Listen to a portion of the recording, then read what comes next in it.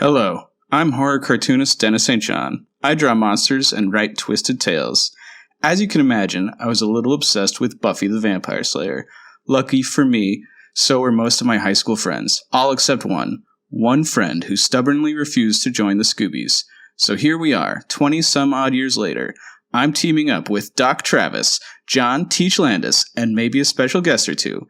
And we're going to make our friend, Michael Poley, watch one episode of Buffy a week until he's no longer the Buffy Virgin.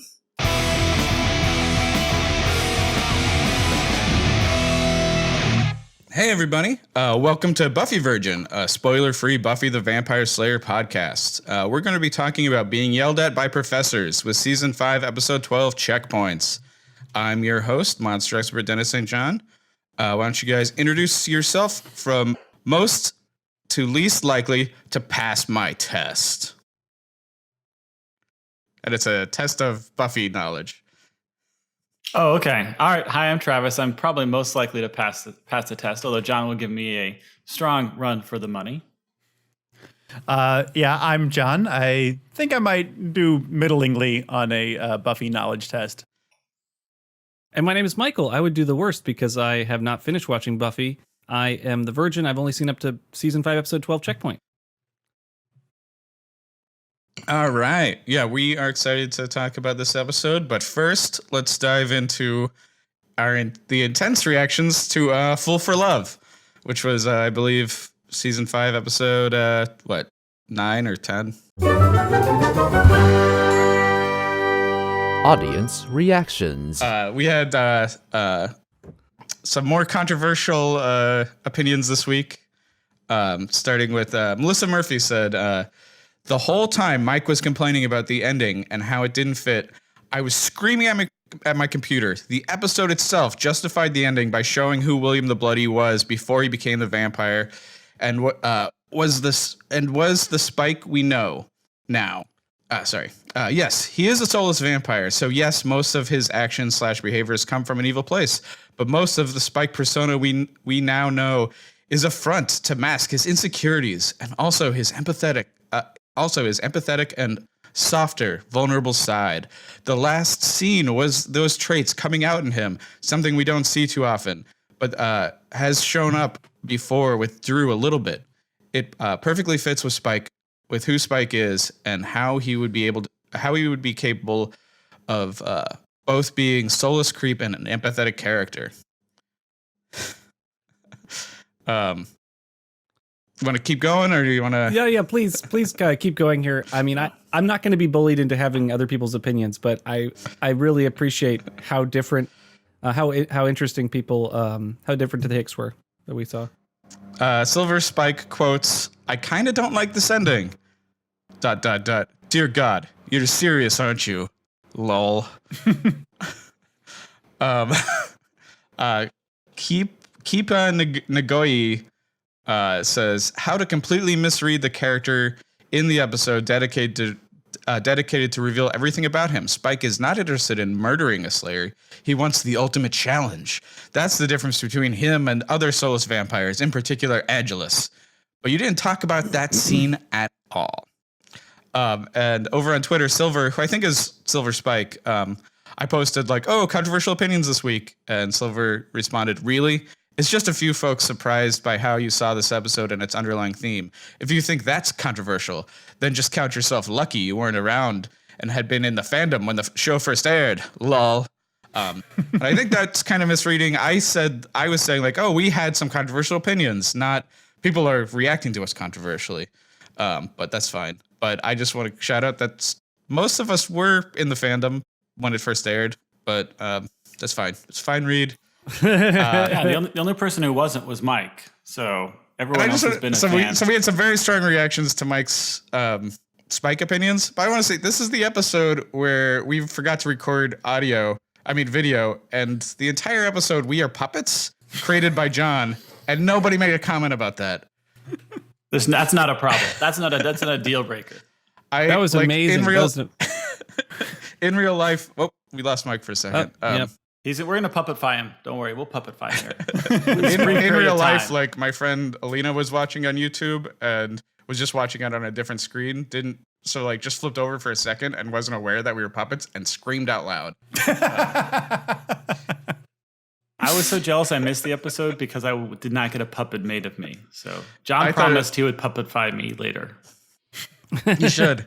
John did a really good and strange job. He set me in the background of Buffy's bedroom, which also freaked out a friend of mine who was like, it was really unsettling. You were just like in somebody else's unmade room.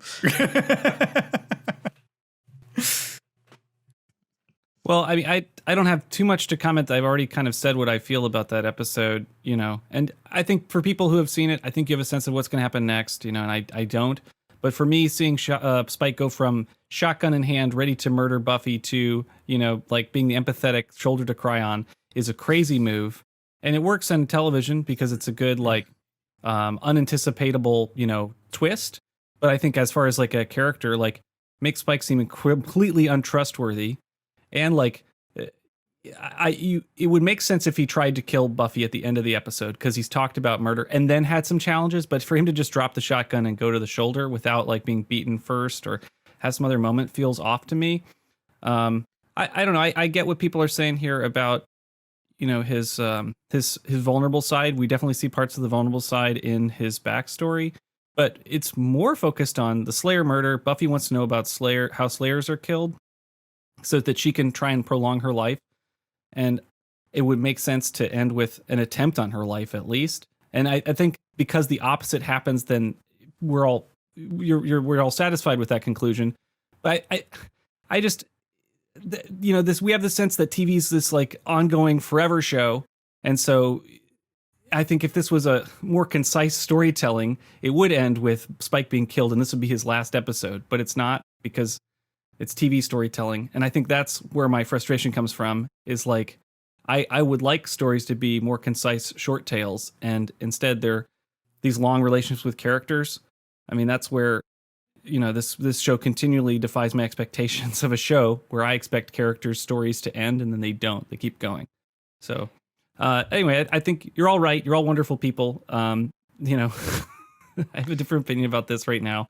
I'm eventually going to love Spike because I have to, because the show Society is going to continue to be on the show.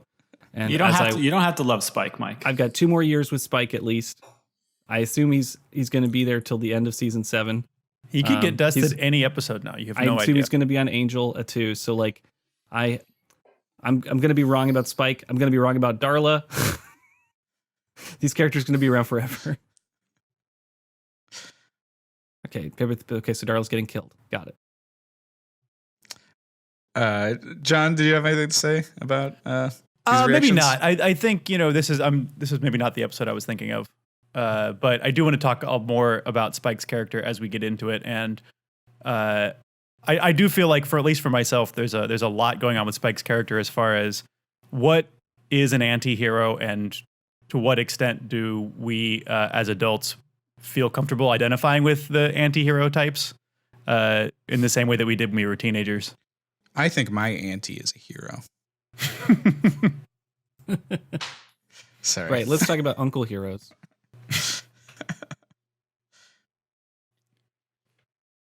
All right, why don't we move on to the summary? The summary. Ah, you're here. We can begin the summary at last. There isn't going to be a summary. Excuse me. No review, no recap, no quips, puns, or raps, and no callbacks I can't remember, and no interruptions. There is going to be the return of the Watchers Council, a home invasion, and some medieval knights, and then, in the end, when everything seems hopeless, there's going to be a profound and rousing speech that shifts the balance of power and gets the heroes what they need.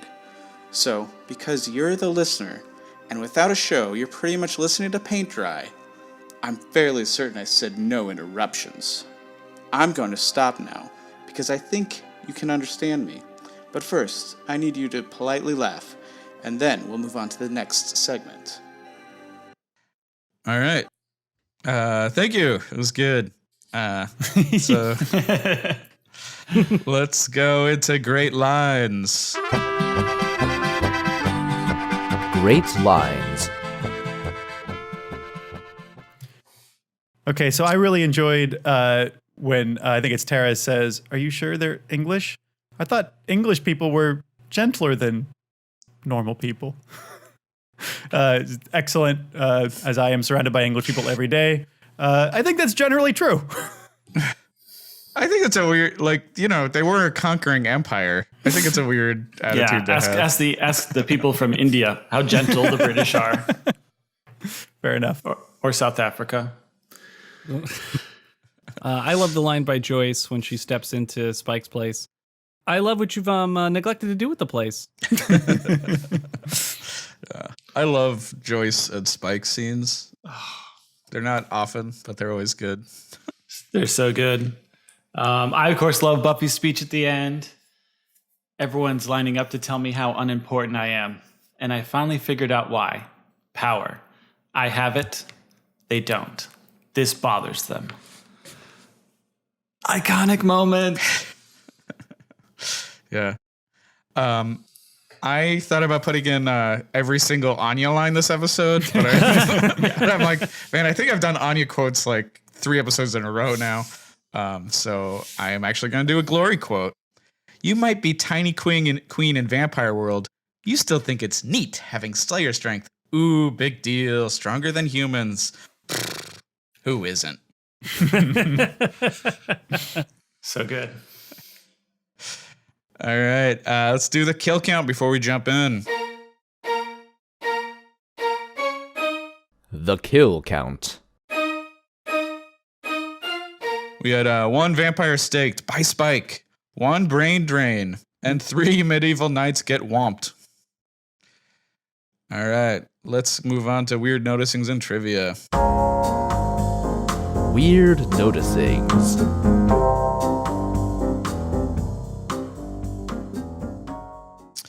All right. So at the beginning, I say at some point, should somebody, probably Willow, have told Tara about the 3 years before she joined the team? Just explain the backstory a little. Yeah, she's just always confused in meetings. Like, wait, why are people having a strong reaction to the Watchers Council? Like, Yeah, she's a bit of a Buffy virgin, I suppose.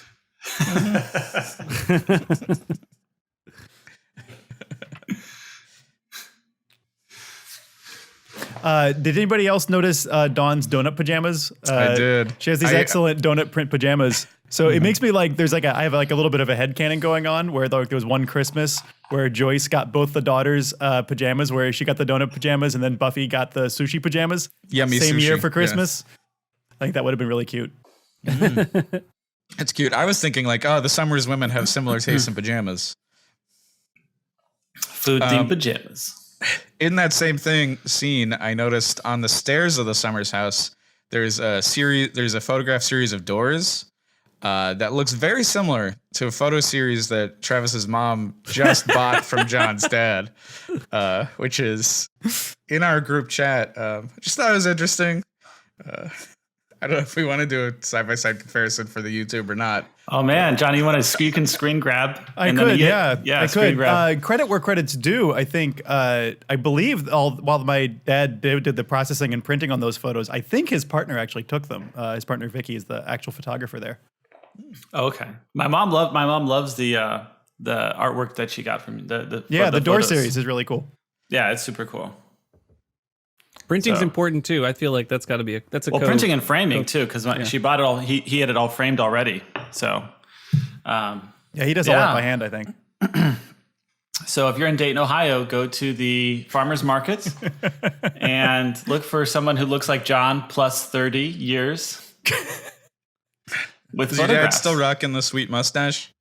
Oh, he does have a mustache. His facial hair kind of evolves over time. I'm actually not sure where he's at this particular moment.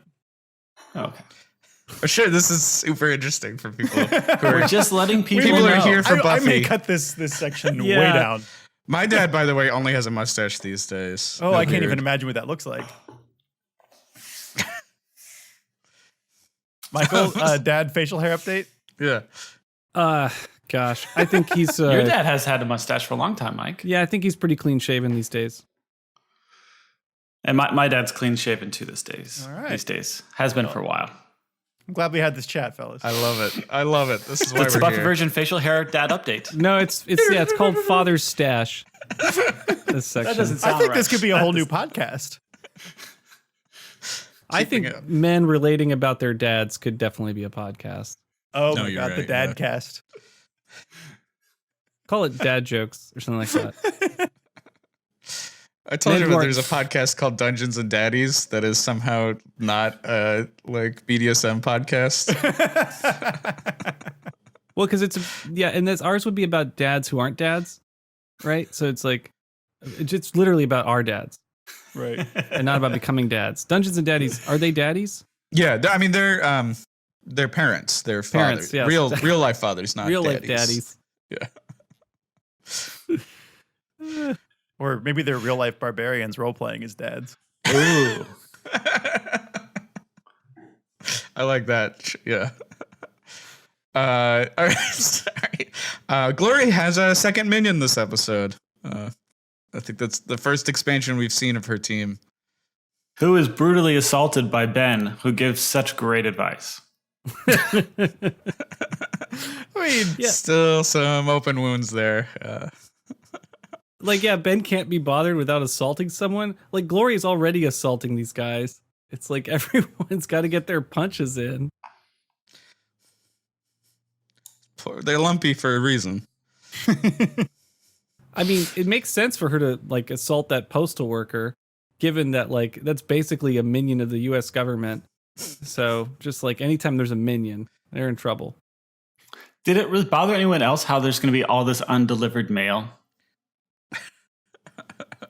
No, I 'Cause have I'm no like- sense of civic responsibility. So no, I That did just, freeze like- frame and try to zoom in and read the mail. Some of it is junk mail trying to get you to switch from AT&T to presumably Sprint, but I don't know.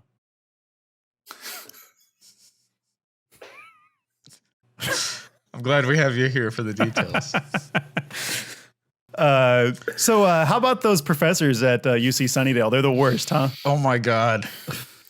It's the worst. She's like, hello, excuse me. I'm a student who's clearly done all of the reading and is curious and is developing my own thoughts. Shut up, you crazy, stupid girl. Shut down that woman. Shut her down. Also, this is like a big stadium class. This is like, you know, I don't know how many people are in attendance, but it's like the large, big 101 classrooms. Yeah, And somebody like just only mutters lecture hall at something. UC Sunnydale, by Yeah. the way. And somebody just like mutters something. Somebody's just like, interesting. And he's like, wait. Who interrupted my class? Stand up so I can ridicule you. And you also knew her first and last name, right? Yeah. Yeah. So the professors at UC Sunnydale that we know was the pop culture professor who was also did exactly this to Buffy. This guy in the history class, and then it's Professor Monster Walsh. Maker. Yeah. And so they're all terrible. They're all like kind of abusive of their students. God, I bet Buffy cannot wait until she gets out of the 101s. I'm kinda like, Well, think what the 201s are going to be like, brother.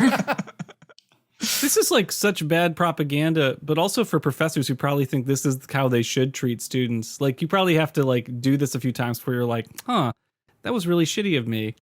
I'm going to stop. But like, because I feel like this is a trope in films, this like kind of condescending professor. I Yeah. mean, like, do you want to teach the class? Jeez. That's a classic. As a teacher, I've been tempted to say that on multiple occasions.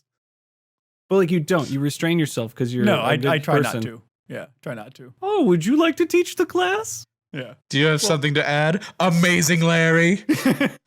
Also, like, if you actually do have like a combative student and you say, well, do you want to teach the class? You are setting them up for some class clownery right there. You're like just like setting the joke up, and you shouldn't do.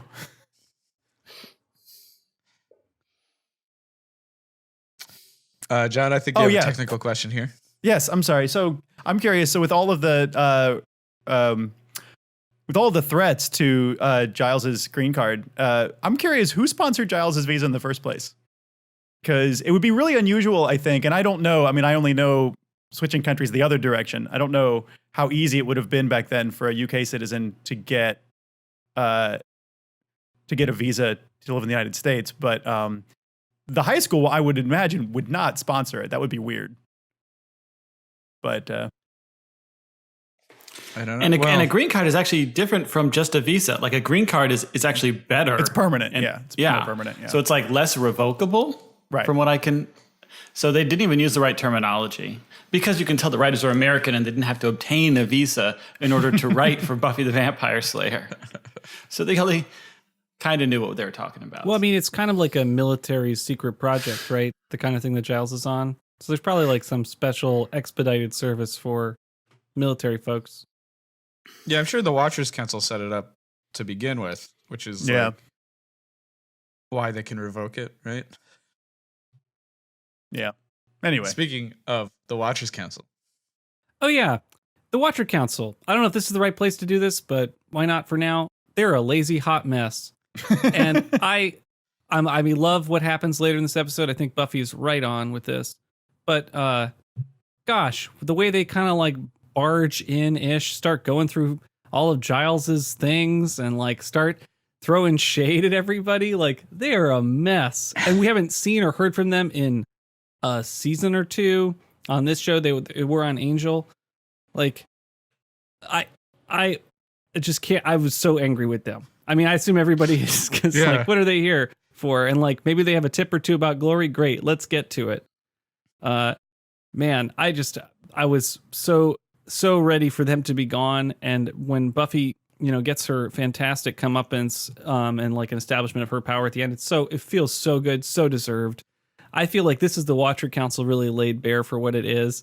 I mean, I get like how maybe, in the movie and then earlier in the show, there was a different sense of what the Watcher Council is, but like the writing on this is so good. It's so right onto what the Watcher Council like is and what it's trying to do. Anyway, I just love it. But they're a mess. Yeah, they're such dicks. That whole thing where they were like, I don't know if you understand how this works. The council fights evil. The Slayer is their instrument. You're like, that has not, like, fuck you. I mean, they've barely been implemented in the show as to that purpose, right? And then, for them to come in and then it's like, they have the interviews with all of her friends, and then they want to do another test. Because they already did one test where they tried to kill Buffy. They're going to do another test. And the whole function of the test seems to be to try and kill Buffy. But also, I mean, I think as Buffy states and as Travis pulled from that quote, right? It's like to diminish her and so that she'll be subservient to them because she'll feel inadequate, right? Or dead, which would be fine with them because then they can train a new Slayer, a younger Slayer, and maybe get better training in so that she's more subservient. Totally. I feel like their goal is to kill Buffy because they need a Slayer under their thumb again. Trav, I just wanted to highlight what you said. Yeah, I was saying I feel like Mike should be redeemed because the show does still treat the council like it's a big bad organization that everyone is afraid of. Even though it seems very silly to me that anyone would be afraid of the Watchers Council. Well, clearly they could like fuck you up with. Well, Giles is like they can kill you with the stroke of a pen. They're no one's better than them at bureaucracy or something. I'm like, they are terrible. They haven't contacted you in 2 years since they fired you. His idea of them being great at bureaucracy doesn't really hold much water. I mean, I don't know. I believe it because they're British. It's like it's like that line in Hitchhiker's Guide to the Galaxy where he's like, "I'm British. I know how to queue." It's like part of the national character for sure. I just wanted to point out the intense scene where Giles is so worked up he overcleans his glasses. Yeah, that was good acting. That was a great little character of cleaning his glasses properly. You know what that was? That was really good prop work. That was good prop work. Prop work. Shout out to the prop work. So the Slayer interview sequence where they're cutting back and forth between, Tara and Willow and for Xander and Anya. These are great scenes. I loved those scenes. They're really fun character moments, but just the questions like how useful are you to the Slayer and like everyone coming up with pretty short is like wonderful and hilarious. And the specificity of some of their questions are great too. I just really enjoyed those sequences. I thought Xander was going to bring up his like military knowledge as a skill, but it did not come up. He really undersells himself. He's like, I was useful this one time. Or does he not? Or do they want to kind of play dumb and not bring those things up because they want Buffy to seem awesome? So like you kind of get that vibe where they're like, "Oh, we're definitely not useful." No, she's amazing. Yeah, especially Anya. It's like I don't hold a cotton to that demon nonsense. Oh yeah, I love all her quotes during this. There's the one like where she's like, "Born on the 4th of July, and don't you think there weren't jokes about that my whole life, mister? Because there were. Who's a little patriot?" They'd say when I was younger and therefore smaller and shorter than I am now. But I love her name is super long. It was like it was something so long. It was Anya Christina Emmanuel Jenkins. It was so good. And I during the scene with Willow and Tara, that Watcher interviewing them is doing some really crazy world building where he's like, what level of magical proficiency are you? Which is like, is this Hogwarts now? Are these owls? And they're like, are you registered with like whatever, like witch council? Like what is going on? These little weird throwaway lines where you're building up like the Buffyverse in like weird, crazy ways. And apparently Watchers have theses. I feel like that's new information. We knew that Wesley was head boy at Watcher Academy, right?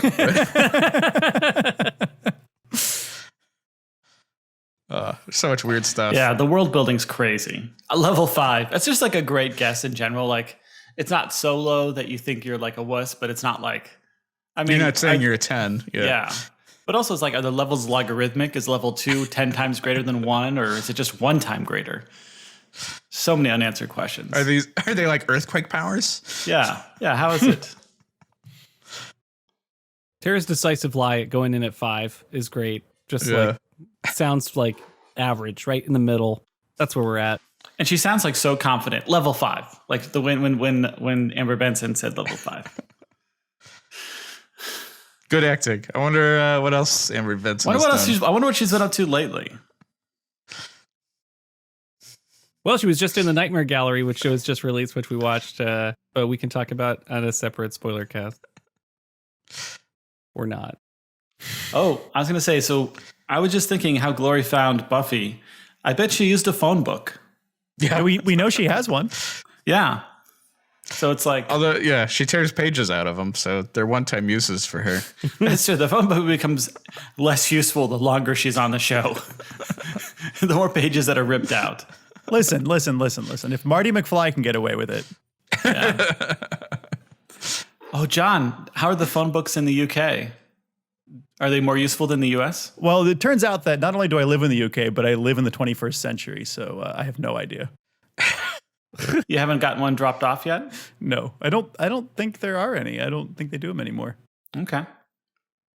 The more that you know.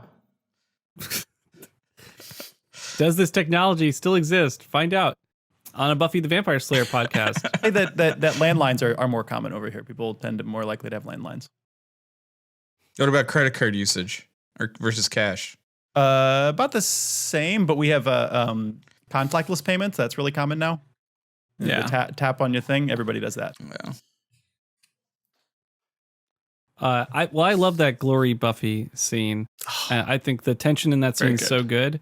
Like, you know how tough Glory is. You know they could wreck that house. Just wreck it. And Glory's confidence in that scene, like, I know it comes out that she's a god, but I was writing down predictions, and I'm just going to share this one, but like, I thought this I'm not putting in there because I know it's not true now because it's God. But I was like, I think Glory is a dragon. Just like that attitude, like as acting direction, if you said, Glory, you're a dragon, play a dragon. Like, I feel like that would work because she's kind of like super confident and crazy. Yeah. And I feel like if someone told me to play a dragon, I could roll with that as a Glory character. And also with the freaking knights coming after her, I was like, okay, this is some dragon stuff. But anyways, just a wonderful scene. I like it. She could be a dragon god. I think her acting is really good because even some of even some of the more cliched lines she plays off in like great interesting ways. Yeah. Like she has the line of like, if I'd want to fight, you'd be dead by now. But she says it in this way like she's just like figuring weird shit out. Like she's the first person to ever say it, you know? Why don't we go? Sorry. I was gonna say, did you guys notice that when Buffy brings her entire family over to Spike's place, that really creepily that the Buffy mannequin is visible in the background? Yeah, this is one of the reasons I like having you on, John. Is like I never have to like be the one to. I never have to be like, oh, I should make a note of that. I know you're always going to. It's so weird. Yeah. I think the mannequin's also on its back. Yeah, It's real like creepy. staring straight up at the ceiling. Yeah. Yep. That's creepy. And gosh, I think we already talked about the Joyce and Spike relationship, how fun that is. But just the transition from this place is creepy to, oh, you're watching Passions, and then opinions about Passions, which, I don't know the show, so I can't vet the quality of those opinions, but or how hot those takes are. But that's really fun and delightful because Spike is has the taste of an old woman in some ways. I love that. Sorry, middle-aged. I don't want to sell Joyce short. Yeah. Yeah. They've historically just always gotten along. Like, even when Angel was good and Spike was bad, she still preferred Spike. Angel doesn't really have hobbies. He doesn't really have an interest. He likes to that's brood. true. Yeah, how do you relate to someone's brooding? You're like, let's not talk and lean against a wall together. He likes to fire all of his friends and punch stuff. What are your hobbies? I'm into homebrood. I stay home and I brood.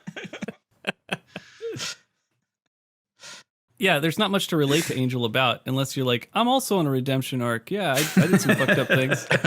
He really does have just the one thing, and it's the redemption arc. I mean, you could go to a Narcotics Anonymous meeting and find some friends on a similar arc. Okay, the Knights of Byzantium. They're great. Love them. They're a weird thing to intro because you assume it's a Watcher Council test, the way it's set up. Like, Buffy's late. Well, she's always going to be late because she's going to be attacked by the Watcher Council dressed as knights. And then it's a completely new character, and they're like, we're going to send thousands of us to destroy you, to destroy the key. I love it. I love this weirdness. I like they have strange tattoos, which I didn't, get enough time to look at, but I assume will come back. These forehead tattoos, so you basically can only be a knight if you're in this thing. Yeah. You gotta wear the helmet. How do you think they recruit in the 21st century? Because they're like, we have 1,000. You're like, because I can understand now, this recruiting happening through 4chan, but this is this is before that. I think it's just typical cult inflating their numbers. Mm-hmm. I mean, I think you recruit the same way that the U.S. government recruits through military. Like, you start young, get someone when they're 12, 13, show them some cool stuff, maybe an old manuscript with a titty Take in them to a Renaissance fair. Yeah, totally. Ren fairs. Oh my God, that's their purpose. It's not really to... They're recruiting instruments, yeah. That's such a good idea, Dennis. Ren fair recruitment to some sacred order. That's great. I love it. Does the story work like Last Starfighter, where you're just really good at the Ren It's fair? exactly like Last Starfighter. I've talked about this on the podcast before, but my office mate was a knight at a Renaissance fair for years, and he actually just recently found a clip from a movie he was in with Mickey Rourke, where he was a knight running around Brooklyn or Harlem for one scene of a guy being dying and he's hallucinating cops becoming knights, and he's the he's the knight. It was a weird scene. Cool. Sorry, which that Mickey did not Rourke have movie fun. is that, where cops become knights? I think Is it's that the Mickey. Terry Gilliam Mickey Rourke movie? It was called Heart's Blood or something. Okay, so it's deep cut. Got it. Yeah. John, I'm sorry, this is dumb aside. Maybe you can cut this, but what are the Ren fairs like in Europe? And I have have no you attended idea. one? I haven't gotten onto that yet. Please I do. bet they're Please do it. real good. If you could have a Ren fair in an actual castle, oh man. There are castles. So there's a lot of mocking of British stereotypes in this episode, which I am generally totally down for. But Xander does say something about being exiled to the land of blood sausages and bangers and mash, which let's be real, those foods are delicious. blood sausage or like black pudding I think is really good. I kind of get that that's not for everybody, but like bangers and mash is, little sausages and mashed potatoes. Like, tell me who doesn't like that? You can have a veggie sausage if that's your thing, but like sausages and mashed potatoes, come on. I'm just saying he's from California. We have delicious food here. That's true. You're not going to get like an ahi tuna taco. That's true. I do you can tell deeply miss Mexican food. You can tell it's just before lunchtime if you're like, referring to the food as like the curse or whatever. Like, I mean, if you describe a place by its food, no place is going to seem bad except for prison. Prison will seem pretty bad. Oh yeah, the place of the free lunch. You know what I'm talking about? Prison. Okay, all right. No one's coming with me here. That's fine. But that's the place where I assume food is the worst. Where you can just describe it like you're at a hobby craft store. I'm losing it on this camera. At least you can get, ramen from the store. Oh, the commissary, yeah. Yeah. All right, people are gonna find out the truth that I'm in a place that's falling apart. If you see me on camera, I'm in the process of a move, so that's what this mess is. All right, so Buffy telling off the Watcher Council. This is the best scene. This got me so pumped. I didn't know I wanted this scene, and I wanted it. I've rewatched this episode and this specific scene 3 or 4 times. I love the way this feels. Has all these great emotions in it. I love Buffy coming into her own power. I love her stating for a fact some things that we know, but like more clearly than I could even think it, as far as like what it means to be powerful. It's so well done. This is a great scene. This makes me love Buffy as a character. Like, this is such a great redemption scene for Buffy. I mean, not that like she was, we were worried about her or whatever, but like after all this stuff with Riley, I'm so happy for her to come into her own as a character and like have some real strength and then state it as such. Like, this Watcher Council scene is great. Yeah, I like Buffy's speech a lot, but I do feel like this is like a speech ex machina, which is great in this episode, but is something that really irritates me now in television. Like, especially calling out the entire Stephen Moffat's run on Doctor Who, where you're like, we've built these impossible odds. We've done this thing like a character cannot possibly defeat. What are we going to do? We're just going to have him give a speech about how great he is, and it'll scare the aliens away. And the same thing fucking happens in Sherlock. It's like Stephen Moffat like saw this episode of Buffy and was like, well, that's it. That's the best way to tell a story ever. I mean, I get what you're saying. Like, it is a little bit weak, but as it's a storytelling technique, it's just like, it's such an overused technique now. It's like, it's something I like get irritated by, but in this episode it perfectly works. Especially like fighting the council isn't going to like prove your point, but like speeching to a organization that's like has just been speeching to you the entire episode like makes sense. Speeching. Sorry, the word speech got stuck in my head. No, I love it. I mean, this is also a fantasy that, we all have, that we can just speak the right, like, magic combination of words and get our way somehow. Like, people will come to our side. Like, it is a bit magical. You don't expect this kind of thing to work. And the fact that whatever Travers is just like, all right, we discovered a scotch. We discovered in our search, it's scotch time. We lose. Scotch. I do love like when she's like, I need an answer from you right now because I think you understand me. Calling back like his like incredibly like demeaning, like, I think Buffy understands what I'm saying right now thing. It was like very satisfying. Also, I actually don't like when her friends cheer during her speech. I feel like that undermines the speech to when someone's like, all right, you'll get what you want. And if everyone goes, yay, like, it's like, hey guys, you had nothing to stand on. You have no power. You just revealed it with your yay. Yeah. Like, that's if you talk to the teacher afterwards, you're like, come on, let me just take the test again. And it's like, all right, that F is now an A. And you're like, wah, I did it. It's like, I tricked you. You run off dancing. You're like, maybe I made a mistake. Yeah, that Watcher Council, they're such a mess. And they're like constantly trying to interrupt and no interrupting. Oh man. And we didn't talk about the physical test, but she totally failed that physical test. That was bad. I mean, she was set up to fail, but oof, that was a bad fail. When that asshole complains about, she broke my rib, it's like, you were fighting the Slayer. What do you think's gonna happen? Look, she was supposed to protect that dummy. When you put an axe through the dummy, it's over. Like every gamer knows that. But so I was saying, Giles got like 2.5 years of salary all at once, all in one day. That's pretty amazing. And I think his finances were fine because he bought a store. So that is just like pure, like fun cash he just got. yeah, I have a prediction about that, so I'm excited.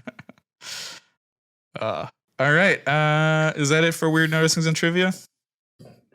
I think so. All right, let's move on to questions for the group.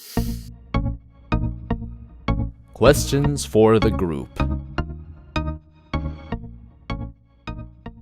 So work reviews are stressful and seemingly arbitrary. Have you felt like you've been in Buffy's situation? Sure. Any yeah. funny I mean, stories? the nature of managers is that they sort of don't understand your job. Not that managers aren't important, but like the nature of a manager is that they don't understand the minutiae of your job. If they did, they wouldn't be your manager. So it's always very frustrating. Yeah. All right, cool. Yeah, I feel like work reviews, I agree, because like I've had so many different, levels of reviews in my life, and I don't think any of them have ever led to any outcomes that I'm aware of. They're like some ritual rain dance that gets practiced by organizations to quiz everyone about everyone and get everybody stressed out and waste everyone's time to collect assessments of people, and then the managers just do what they were going to do anyway, and they don't. Right. Those reviews don't matter. The reviews never actually like change the course. Yeah. Or, I mean, arguably, is that the point, right? Is the reason that you conduct a review is to make people feel, put them on their toes and feel as though their job is not granted, that it's something that's always under threat. So you better work a little harder. Is that the purpose of it, rather than gathering information? Yes. Work reviews are to exert power and influence and to gather information in order to terminate an employee if they do something you do not like. Yeah. I mean, the worst is I worked at a place where it was a school where one year they gathered, they did everybody's reviews. They did everybody's, everybody gets observed in their classrooms. It was a whole bunch of paperwork. Everybody got like, really, really positive reviews, top marks. And then they fired like 7 people anyway. Wow. And it was like, they were like sitting there holding these like glowing reviews and they're like, what did I do wrong? And they wouldn't comment on it. It was awful. Wow, that's bizarre. Yeah. It's also super strange when you get like a review and somebody in it like is not your direct manager and like really doesn't know what you do. Like we'll ask you a question and then we'll be shocked by your answer. like that shouldn't happen. Like the reviewer should know what you do. Well, they haven't thoughtfully like even considered what questions they'll be asking or what the meaning of those questions are, right? Like yeah. It's how do you ask questions to someone whose job you don't understand? Right. Right. Yeah. And it's sort of meaningless busy work for them too. Like they probably also sort of bothered to have this extra job to do. Well, the middle manager situation is they think what they're doing is meaningful. They think that this stuff has value and that there are levels in a system, but like it can be arbitrarily washed away with just a hand movement from an executive. So it's like it can matter, but it most often doesn't. The thing I'm reminded of because I'm going through an MBA course right now online, and like there's a thing about strategy in organizations, and there was a quote from some executive at GE who was saying like when I thought that when I got to that at large companies there was a room where strategies took place where people thought and considered strategies, and then I got to become an executive and there is no such room. And it's like, oh, I think that these things are meaningful, but they're not. And anyway, I know we've said this over and over again, but like, wow, this is really, I feel like we should have this conversation 10 years ago because like I needed to know not to freak out about this crap. Well, we didn't know it 10 years ago. Right? No, we were like, oh, reviews are important. That's how you get your, 3% raise. Right. That's how you get better. They want you to do better. Any other arbitrary reviews in real life? This feels like. This kind of reminds me of to me when my cousin-in-law was like applying for his American citizenship. Like I wrote like an essay about him and how well, how I knew him and how he was part of the family. But it was like that felt really arbitrary to me. Of like those kind of assessments that are made by like a government organization. They're like what do they know about your family, right? And how you have to assess like your real relationship with somebody for a government thing. Super weird.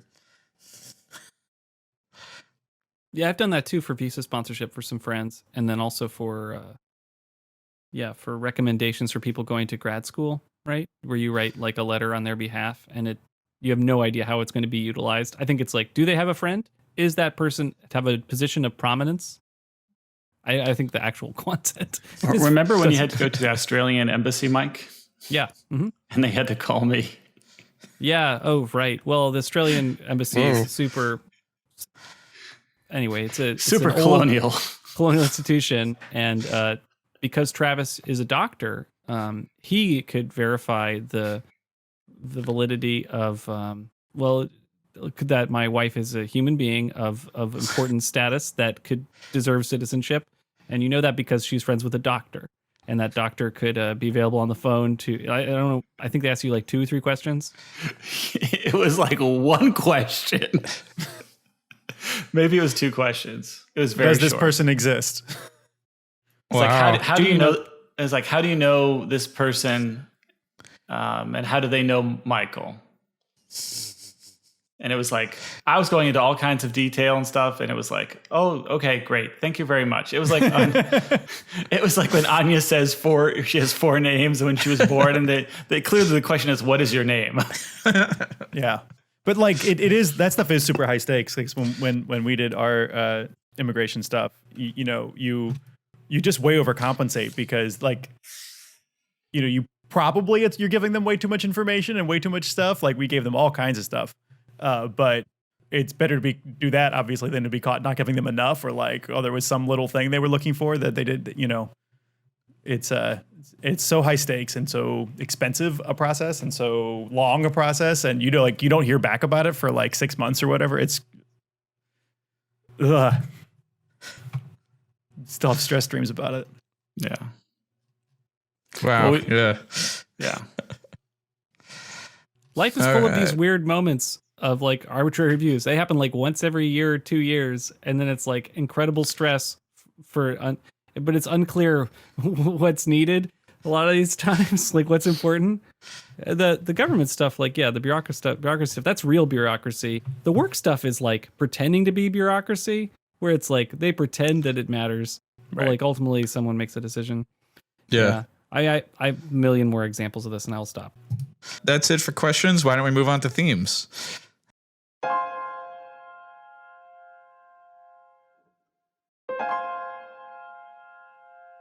Deep stuff.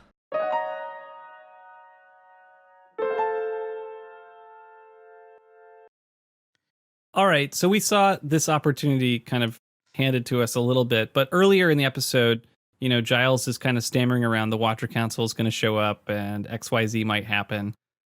At this point, Buffy could give up Giles and move on without the Watcher Council. And should Buffy have given up Giles? Like, what's the value he offers? Like, she makes it clear that Giles is valuable to her and it's worth it, but she could have given it up. It feels like, at least story-wise, that this would be a moment for that to happen. Should she have? He's the spirit part of the Mega Buffy? I think he was the mind. Yeah, he was the mind. That's right. And Willow was the spirit, which I objected to. That's right. Yeah. And Xander was the heart? Yeah. Mm-hmm. Spirit, heart. Love his description of that. This episode. A Mega Buffy. Yeah, it's funny also he doesn't bring up like the whole like first Slayer thing, because it's like, that maybe is something the Watchers Council would be interested in. I mean, maybe I need to be clearer on like what the stakes are here, but like the Watcher Council's like showing up like a bull in a china shop to tell you have to take a test, and Giles like isn't associated with his organization again, but he doesn't control the association. It sounds like, and they can just show up, I guess, because of the deportation, right? They have the green card sponsorship for him, and he'll be taken back to England. If she just lets him be taken back to England, like this problem gets solved. I don't know. I think he's not only necessary now because she's training again, which is a big thing this season. But she's also got so much family stuff going on this season, and he's being a really good dad right now, at least in my opinion. So I think he's necessary. Yeah, he's emotional support. He's a point of stability in her life, I think. I mean, she could give him up. but I guess I would give him up because he doesn't stand up for the Watchers Council. So you can tell that he doesn't fundamentally think that the Watchers Council is evil or that they did anything necessarily wrong, because they show up and he treats them with respect. And the way the things in the season 3 episode 12, Helpless, that's the callback episode. We didn't really talk about it, but that's the episode that this episode calls back to. But he treats them with respect and legitimacy, like they're a legitimate organization to fight evil, but they are a legitimately evil organization. He has some shame because he won't look at Buffy a little bit when he says the Watcher Council is coming. He like looks off camera, like he won't look at her directly. So he has some shame about what happened, but fundamentally, he does not have a problem with what they did to her. And that's a major problem. That's a red flag. Even though he's been a good support, he clearly still is a part of this world and clearly does not think that what they did to her was wrong. And so I have a major problem still with Giles. So he doesn't redeem himself at all here. Yeah, that's just my take. No, that's that. I totally agree with that. That's a real smart, probably a hot take. Yeah. On the Giles Watcher Council situation. Because, like, what's the value of the Watcher Council? Ultimately, we're allied with them because they're a source of funding at the end of this, potentially a source of funding since they were paying Giles a salary. We learned, I don't know if we knew that before. There was some kind of financial relationship, but and they know a thing about Glory that nobody knew, that she was a god. And there's 8 of them or whatever, 7, I don't know, that could help out and join the team. If that happens, that would be great. But I feel like they're just going to head back to England at the end of this. And, that bothers me because they could be way more useful as opposed to these watchers from afar. I don't know. I guess it depends what happens next here. Because if the Watcher Council joins up with the Scooby gang, then it was worth it if they're truly an ally. But there's such a liability just based on their treatment of her and their whatever, their constant testing, which they're just trying to kill her. Well, the treatment of her and the treatment of all the Slayers, right? It's not like they're just taking this out on Buffy. They would do all those weird things to every other Slayer they ever had. So it's institutionalized, and it's crazy. I mean, I guess it seems like the military now, right? Institutionalized torture, right? I guess it's called training. I think it's torture when you drug someone like that. Okay, so 2 in favor, 1 in favor of giving up Giles, 2 in favor of keeping him. Well, I don't think I would say just give up Giles. I would have just, if Giles was a man, there you go. Giles was a good character. He at the moment they showed up, he would have grabbed something sharp and just started attacking the Watchers Council. Now let's be fair. Giles does have the bigger picture in mind, somewhat of he knows that they have information locked up. He's a coward. He's a coward. I'm not disagreeing with you. I think he is a bit cowardly. I think he's more than a bit cowardly, and he's completely complicit. And if it were up to him, if Quentin Travers said, "I'm retiring, Giles, you can have my job," Giles would say, "Okay, I'll be part of that institutionalized oppression." But here's the deal. Yeah, that's the honest truth. He spent a whole episode with those people, letting them do all this weird stuff. Are you kidding me? If any one of us did any of the, It's not like this Giles is like 12 or 13 where he doesn't quite know the difference between right and wrong, or he's just learning about the world here. I mean, this is like basic stuff. They're an evil organization who's tried to kill Buffy on more than one occasion and has just, absolutely, actually has tried to kill Buffy on more than one occasion, knowing it's actually Buffy. And then one time they tried to kill Buffy when she was Faith. But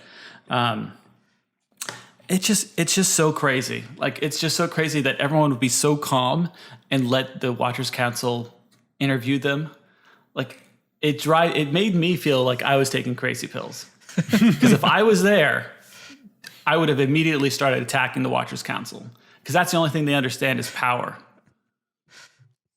Also, apparently, do not cross me or my friends. All right, in real life. Yeah. All right, that's great. Let's do some recommendations.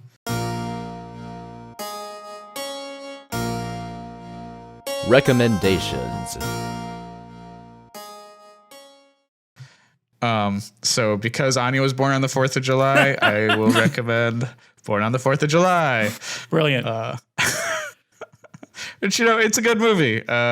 It's probably Tom Cruise's best acting job. Yeah.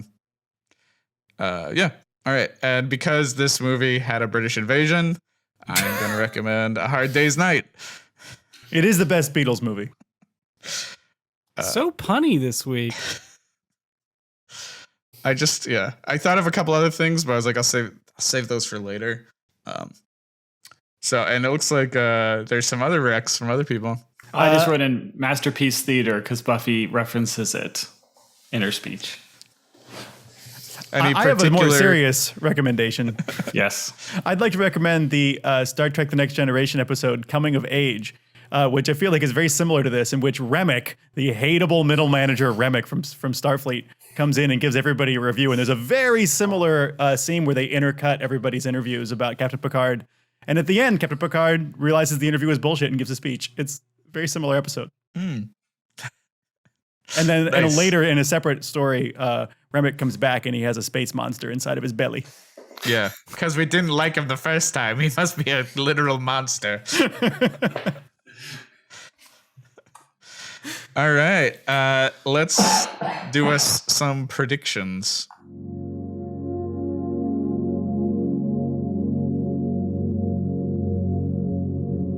Virgin predictions.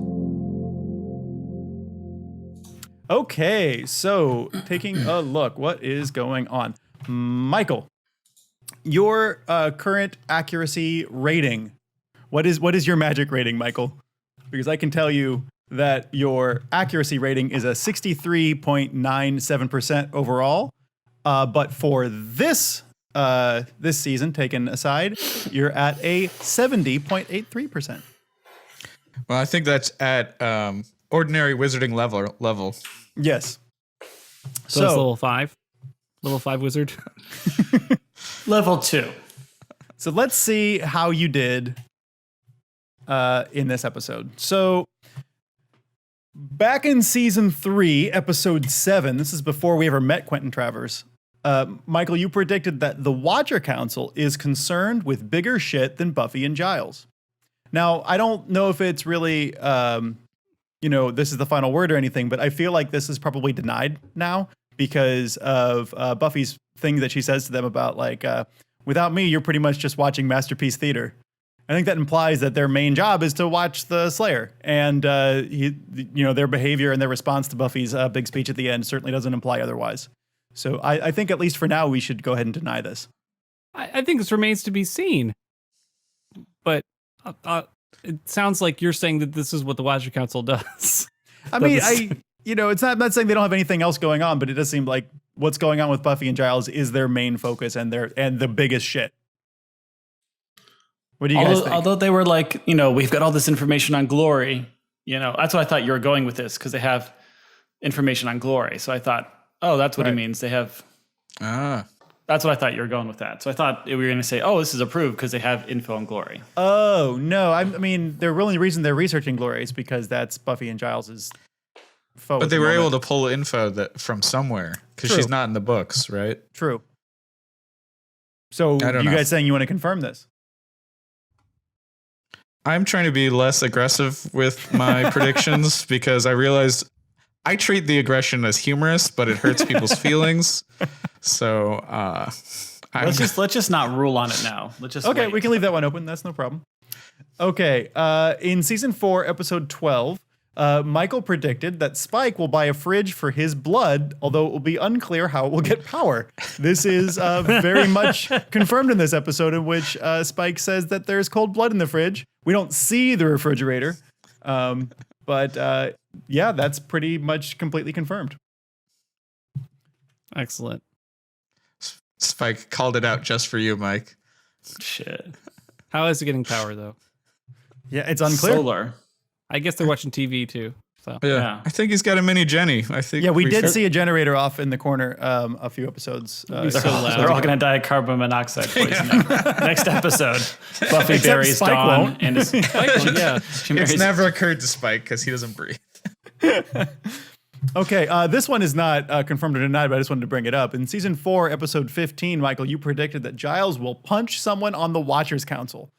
It he didn't happen, should've. but he specifically thought about it at least. So He it's should've. not a confirmation or denial. It was a close call. Close call. And finally, just a handful of episodes ago, Michael, you predicted that Glory is an angel.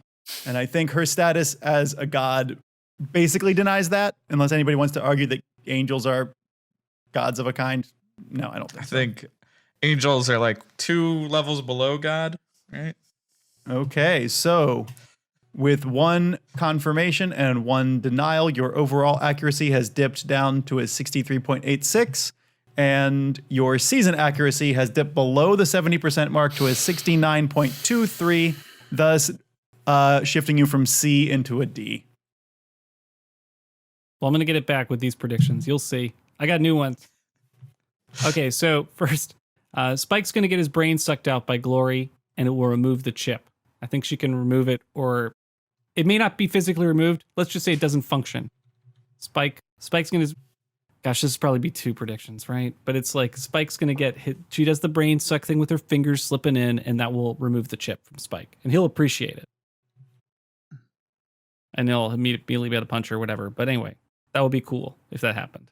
I want to predict that Quentin Travers is going to get killed this season just because I want him dead. Giles is going to do something dumb with the salary cash he gets. Like, that's 2.5 years of salary all at once. That's something dumb. Yeah. New car? I don't know. I don't know what Giles swag is. Whatever. He's going to get Giles swag. Second guy. shop, more library. Yeah. Franchise the magic box. The Knights of Byzantium are going to swear allegiance to Buffy. And then my super prediction, Buffy will command those knights into battle against Glory.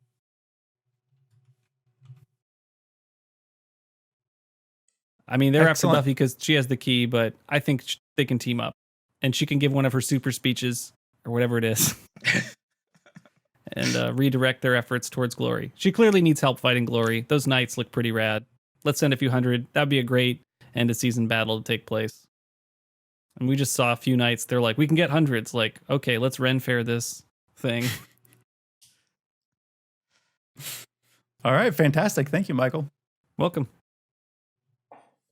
Lots of quiet faces.